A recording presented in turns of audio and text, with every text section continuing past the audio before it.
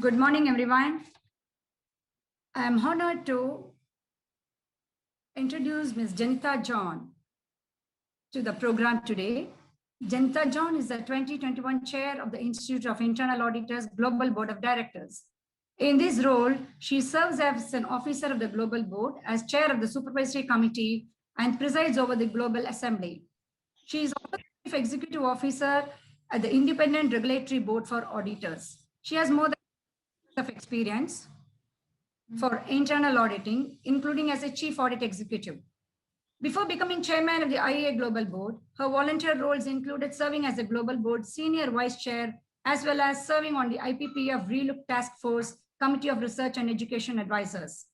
She paralleled her executive role by having served as a non-executive director of both public and private sector entities. Recognized as South Africa's Internal Auditor of the Year in 2014, she has addressed conferences around the globe on a wide array of topics, such as internal auditors' role in governance, combined assurance, women in leadership, the impact of AI and robotics on industries. She's a certified internal auditor and also a chartered accountant from the South African Institute of Chartered Accountants. And she is the Institute of Directors and a senior executive program, Harvard Business School. Welcome once again, Jenitha John. Thank you for accepting our invite, and we are proud to have you as the woman chair of the IAA. Thank you so much, Uma. Thank you so much for having me at this session, and I'm sure I'm going to learn a lot from my fellow women leaders, and I look forward to sharing with you my past, my present, and what we've got for the future. So my topic that I was given was to talk about how women directors can contribute to excellence in governance. And I'm going to talk a little bit in terms of my childhood, my formative years, my student years, the experience that I've developed, my family in terms of love and support, and my life lessons. So as Uma indicated, I'm a South African executive. I've got 28 years of corporate experience in diverse industries, traversing primary, secondary, tertiary sectors. I think I've served over 31 organizations. For the past 16 years, I've also paralleled my executive career with being a non-executive director, both public and private sector entities. And it has come with many, many challenges, of which I'm going to talk to you about. Yes, I am a chartered accountant. I am a chartered director. I'm a certified internal auditor. I also hold the coveted qualification in audit leadership. And I'm also a Harvard alumni, having completed their senior exec program. So, I've addressed multinational conferences, and it was very much a lot more on the technical side. I've done some women in leadership areas as well. I want to talk a little bit about my formative years, and I've heard the previous speakers speak about it as well. So you've got to have that support system in place. I'm a fourth generation Indian. Born and raised in South Africa. I come from a family of 8, 5 sisters, 1 brother, dad and mom. Both parents are actually late. They died when my dad was 52, my mom was 58. I've lost one of my sisters as well at age 46. Yes, I was very young when I lost my parents, but the hardships experienced in my childhood and, no doubt grew me as an individual. And growing up in apartheid South Africa was extremely challenging. My dad was a diesel mechanic. My mom was a housewife. He became blind at age 46. He lost his job. My mom was the stalwart of the family. And I think for many of the ladies here today as well, you'll always say, your mom is the anchor, the one that taught you what you needed to actually develop from an attribute perspective to be the strong woman. My mom was money savvy. She used to cook for weddings, and I mean, all of you would know Indian weddings, these big handas. She'll cook to get money to support us. She will participate in what we call stokvels here, community-based savings, and she had just sheer persistence. For 10 years of my life, we lived in 1 bedroom and a kitchen, which was no bigger than 20 square meters, and our staple diet was rice and potatoes.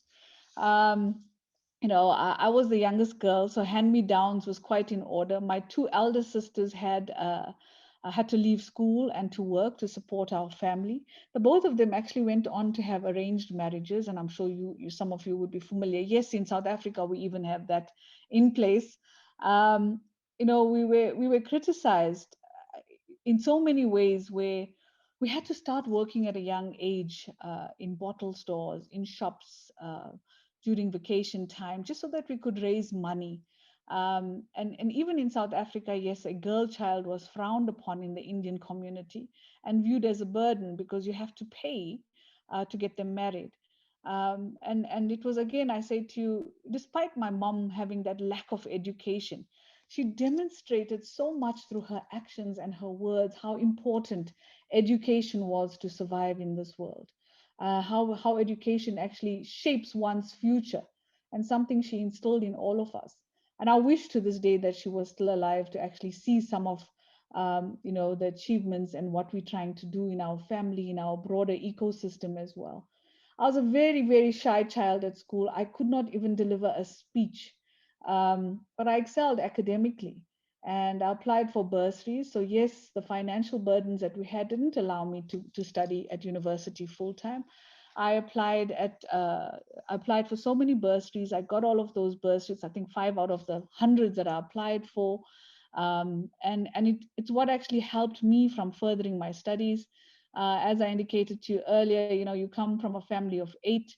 None of my siblings have gone on to further their studies and attain and achieve what I've achieved. I'm going to talk about successes, but equally so, I want to talk about life's lessons. I want to talk about the challenges that I experienced and what I did to actually overcome them. I studied, I did night school, I studied, I persisted, I served, I ended up working as a receptionist. I served the boss lunch and teas. All of this helped my mom financially to actually grow up her children. I ended up marrying across religions, another challenge that I experienced in my life. Wonderful individual. I'm Hindi speaking, he's Christian, and the major support in my life.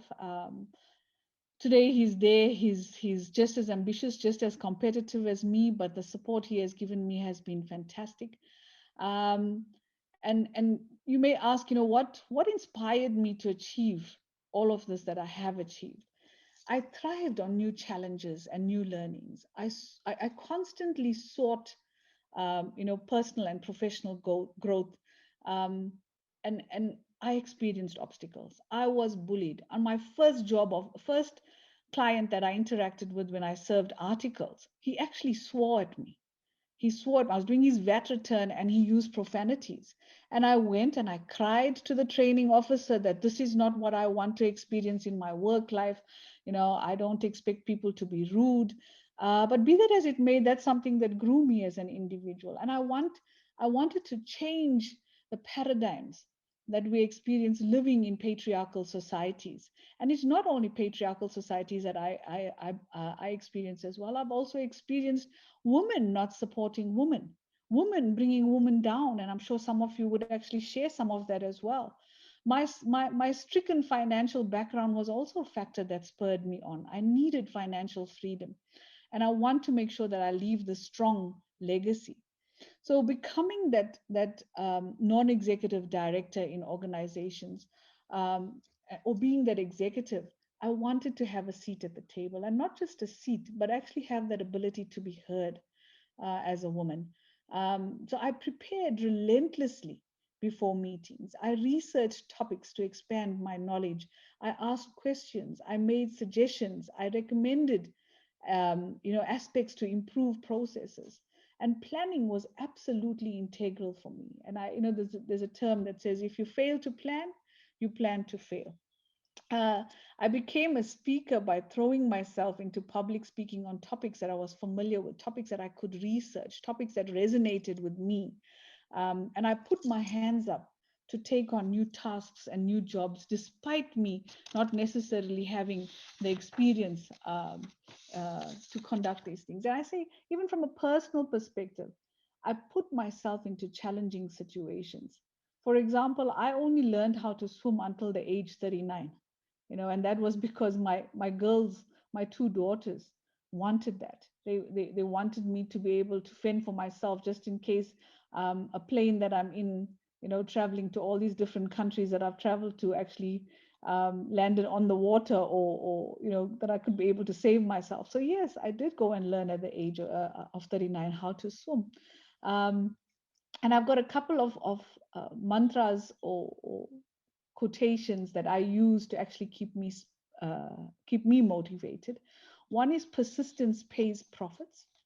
And persistence, because of the fact that you've had these challenges in your life, you stayed the course, you stayed determined in terms of living that your ambition and wanting to actually attain what your aspirations were. So for me, it's that self-gratification you feel when you achieve something despite the challenges. So persistence pays profits is absolutely key. Competence builds confidence. The more competent you are, the more confident you become in sharing your views. Use your setbacks as setups. Now, yes, we all are going to experience setbacks, whether it's in your personal life, whether it's in your professional life, but you cannot be afraid of challenges. You need to be able to, and I talk about the concept of innate intelligence, and I heard the previous speaker talk about, Satya talk about emotions as well. When you're in school, you get rated on your IQ, your intelligence quotient, you get a number. When you get into the corporate space, it's your EQ, it's how your mind is working with emotions. The important things for us to grab onto today is the fact that you are unique. Everybody that's hired into an organization is unique, and they're hired for their own wisdom and their own experiences. But there's a concept of innate intelligence called CQ, which is the collective, collaborative, connective, cultural intelligence that we have in organizations. Is how do we harness the talent of everybody that we have to bring out the best for the organization and for you personally. So that CQ aspect is critically important. The other one is AQ, it's your adversity quotient. And this is where I say using setbacks as your setups becomes critically important. The AQ is, as I say, your adversity quotient is how do you change challenges that you experience into opportunities. It's your resilience factor. My theme that I've shared previously with IIA India, being the chairman of the global board of directors, is reimagining resilience. So how do you allow yourself to bounce forward? Yes, you're going to bounce back, but how do you bounce forward?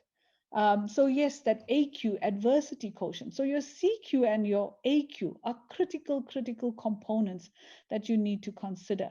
So my mantras are absolutely important to me. My most challenging part of this journey, as I've mentioned to you, was being bullied. Yes, living in this patriarchal society, overcoming naysayers who said to me that you will never become a chartered accountant.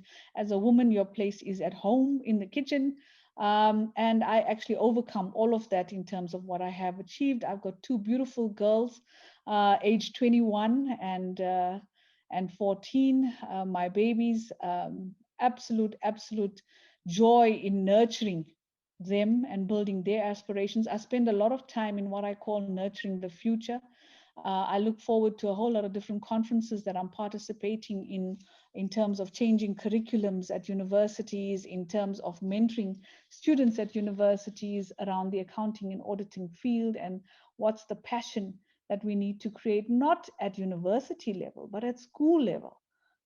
My daughter had a grade 8 career day. I go into school and I ask them who wants to be an auditor. Nobody picks up the hand because everybody wants to actually be this pilot or this astronaut or the scientist, but nobody knows what auditing or accounting is all about. And it seems to be a gray career, and it takes us both men and women to go and create that passion and recreate the appeal from making sure that pipeline that we want to build, the passion is created at a young age. So really for me, it is, as I say to you, I wanted to talk to you a little bit of my journeys and what are the moments that I've been proud of. Office politics is inevitable. You must maintain your integrity. You must have that ability to identify good from bad.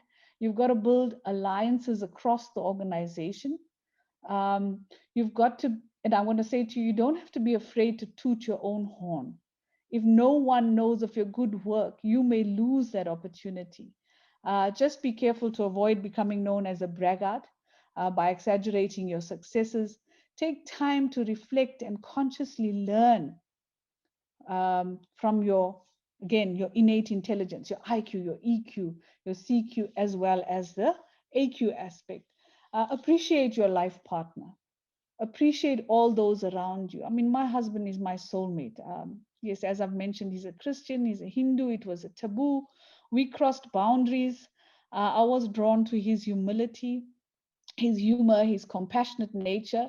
And I stress the words here: constant communication, appreciation, and cooperation.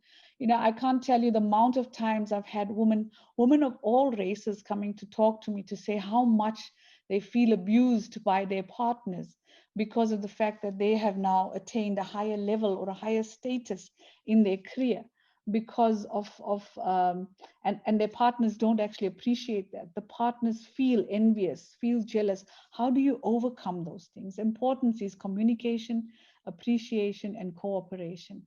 um, the joys of motherhood for me: you've got to be selfish with your time. It's the most amazing and challenging job in this world, but it can be stressful. Don't miss concerts, don't miss sporting activities. We talk about integrating work life. I think, as mentioned by Satya earlier, COVID has taken all of that away. I mean, Subhashish asked, how do you stop this leaking pipeline? That needs to become something of the past, because of how technology has enhanced our ability to reach each other globally, across miles and miles, being miles and miles apart. This should never be talked about again. There should be no leaking pipeline, because where you see talent and you spot talent, you need to be able to access that talent. Be selfish with your time, as I say. Create a support network around you. I mean, I love to cook, but I don't cook, because that time is spent with my girls, asking them about their day, helping them with their homework, sitting with my husband, asking him about his day. And I think those are vital things we need to start being selfish about. We need to have these guilt-free conversations in terms of the network around us, leaning on each other to help and give advice. I mean, I had a wonderful boss, an individual who I could just write to in the morning, send a WhatsApp or a message and say, my daughter's getting an award in assembly. Sorry, I'm going to be late for the meeting. And his response to me was, well done, mommy. Now, as women, we don't take those opportunities. We're never going to know. So you've got to be brave enough to ask for those things. And you've got to be, as I said, plan your holidays, plan your family time. I'm hoping COVID subsides so that we can get a little bit more in terms of, learning and experiencing diversity across the world. In terms of going into a little bit around new realities, and I love sharing this. For me, it is things that were already there pre-pandemic, but has been accelerated in organizations today. So being a non-executive director, being a director in this corporate world, you've got to be attuned to what's happening around you. You've got to be commercially savvy. You've got to understand that business models are changing. How do we uplift each other? I sent a couple of polling questions yesterday to the team on the ground for this particular conference to try to discern what are the things that are stopping you from achieving what you want to achieve as a woman in this corporate world? What are things we can do to actually help alleviate the situation? And one of the aspects for me is around this constant education, understanding that business models are changing in this VUCA world that we live in. I have this concept called D squared C to the power of 5. We're in this data and digital phase influenced by customer, influenced by competition, by compliance, by conduct and culture, implied also by the cyber physical aspects. The competition in terms of talent and workforce demographics. COVID has accelerated that. COVID has provided the platforms that we can use from a talent disruption perspective and accessing talent across the world. Corporate scandals, learning from corporate scandals. And I've been in the midst of it. I've experienced it. I've made very big decisions this week of my life. You'll hear about it. I'm currently serving my notice period in an organization where I was chosen to be the CEO.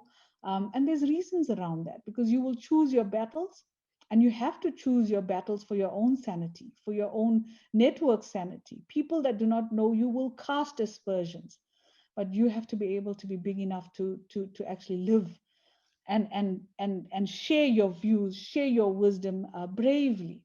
Understand that the world has changed, consumer spending and behavior has changed. Understand that corporates are not existing just for financial value. It's that blended value proposition that has come to the fore. And I can go on this slide, but you've got to make sure that you understand all of these concepts. The other one for me that's quite critical is lessons learned from corporate failures. You sit and you listen, whether it's Wells Fargo in the US, whether it's Satyam in India, whether it's Steinhoff in South Africa, whether it is Carillion in the UK or Wirecard in Europe itself. Ask yourself these questions. What happened? What went wrong? And this is that lifelong learning that I think is so important for all of us. Understand the roles in the governance ecosystem. And this is not just for women only, but this is what's going to give you that next step to actually become bigger and better at what you do. So understand economic distress, understand what's happening in the political space, what's happening in the macroeconomic environment, how this actually translates into your organization's goals and values. And try not to be misled.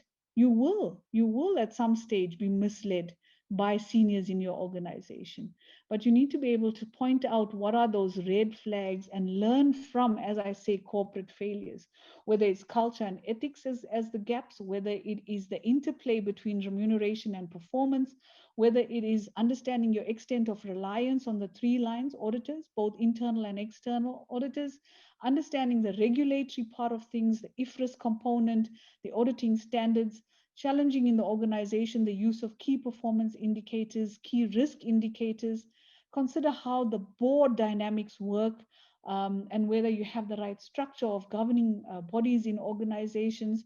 So really for me, it is educating and fueling yourself with what are those red flags that you would need to actually understand when you want to pursue sitting as a director, whether as an executive director or a non-executive director. So there's so much that we can learn from each other. And I want to hear from the polling perspective, what do you believe on the ground would be some of the things we can do to actually uplift women in the workplace? At my previous job at the bank, where I was the bank, I ran a gender consciousness program called Let's Connect.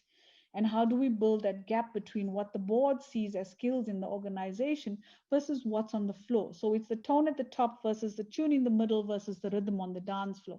How do we get all of that to in sync in an organization?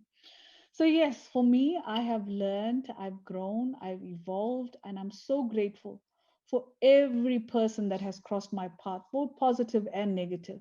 The ultimate for me is my husband, the love, the foundation of my life.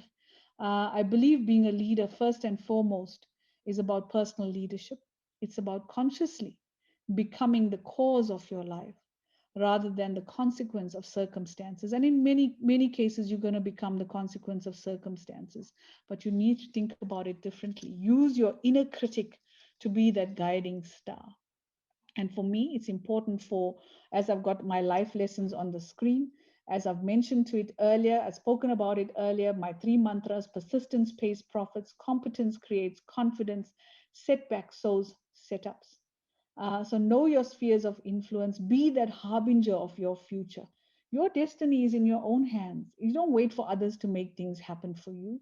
You need to be able to articulate your wisdom, sharing your insights, target your audiences.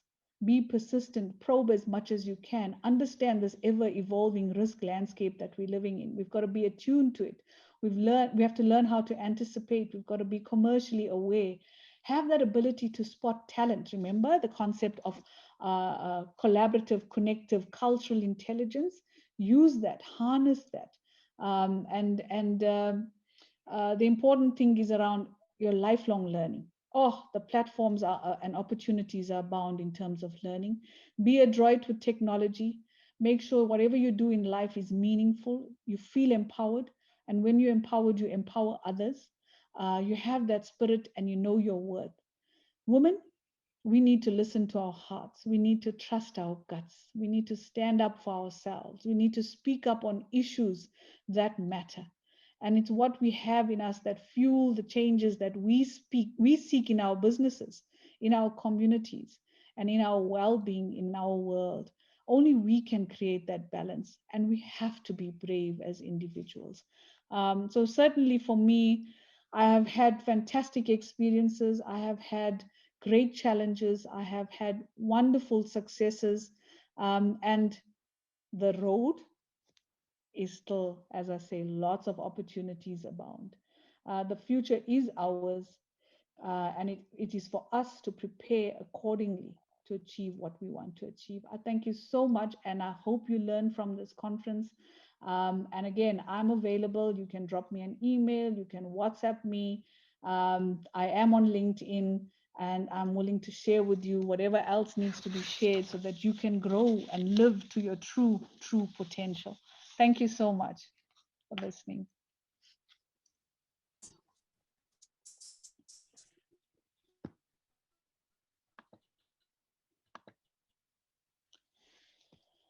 Over to you, Sana or Uma. Thank you, Jenitha. Thank you, Jenitha, for sharing your journey with confidence, setback source, etc. While you talk about that IQ to EQ, then CQ and AQ, all are really important to understand and take it forward.